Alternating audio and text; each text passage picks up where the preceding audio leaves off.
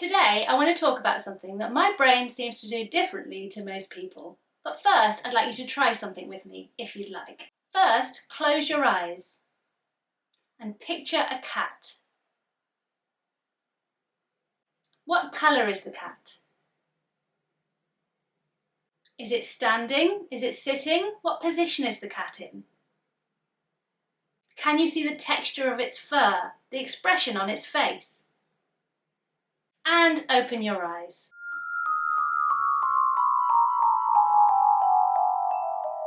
Thanks. Now, some of you will have had a vague image, cat-shaped, perhaps some colours. Others of you will have had a fully detailed image of the cat, perhaps even the texture of its fur.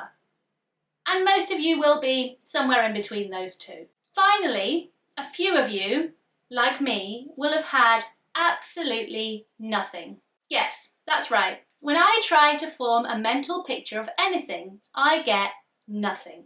That's because I experience a psychological phenomenon known as aphantasia, which means that I can't form mental images. And up until a few years ago, I didn't really realise that other people can. The phenomenon of aphantasia was first discovered in the 1800s by scientist Francis Galton, but it remained unnamed and unstudied until studies began at the University of Exeter in 2010. In 2003, a 65-year-old man approached neurologist Adam Zeman at the University of Exeter here in the UK. The man had started to experience aphantasia after suffering a minor stroke. Zeman had never encountered anything like this before, so he named it aphantasia. He and his team published a study in 2015 and are conducting further studies as I speak. I found more research from the University of New South Wales which showed that people with aphantasia might have more difficulty remembering the past and imagining the future. The research suggested that those affected could also dream less often and have less vivid dreams with lower sensory details, which could mean that cognitive functioning involving a sensory visual component is likely to be reduced.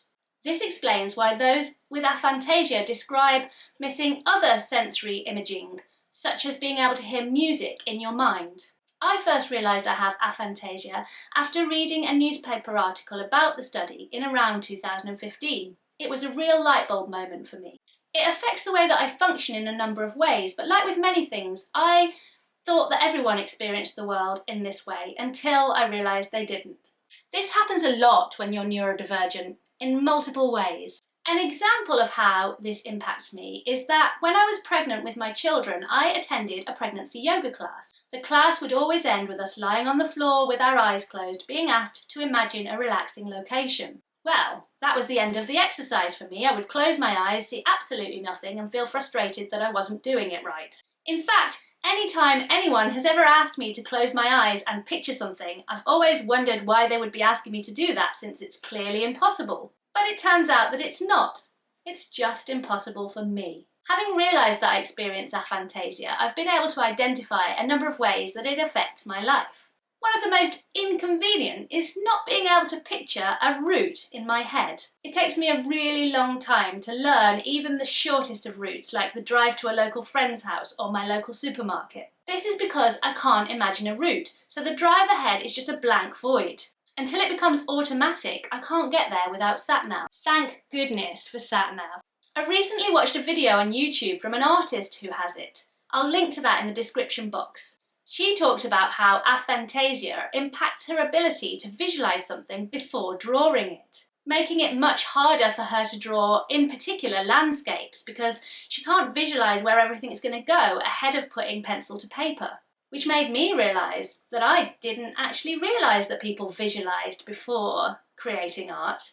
Another aha moment! I'm loving the way I'm learning all the different ways that my brain is neurodivergent in my 40s. Might have been helpful to know earlier. Many people who experience this have difficulty reading fiction because they can't imagine the characters or the scenes from the story. However, I do enjoy reading fiction, so perhaps I don't need this to enjoy a story. As with many things, there are varying levels of aphantasia.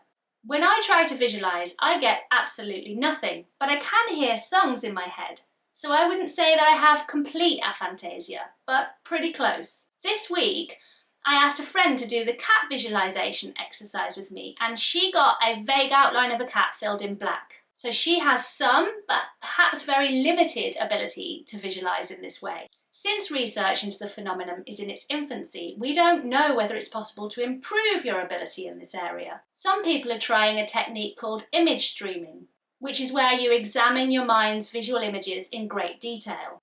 I'm not going to explain this technique in more detail because A, I haven't tried it, and B, other people have already made videos explaining how to do this. So instead, I'll link to a video in the description box and also to the studies that I mentioned earlier. I hope you enjoyed this video. You could like and subscribe if you felt like it. That would be cool. Also check my description box for ways to support me as a creator, including joining my members club or just buying me a cuppa to keep me going when I'm deep diving a topic for my next video. Thanks for watching. Goodbye.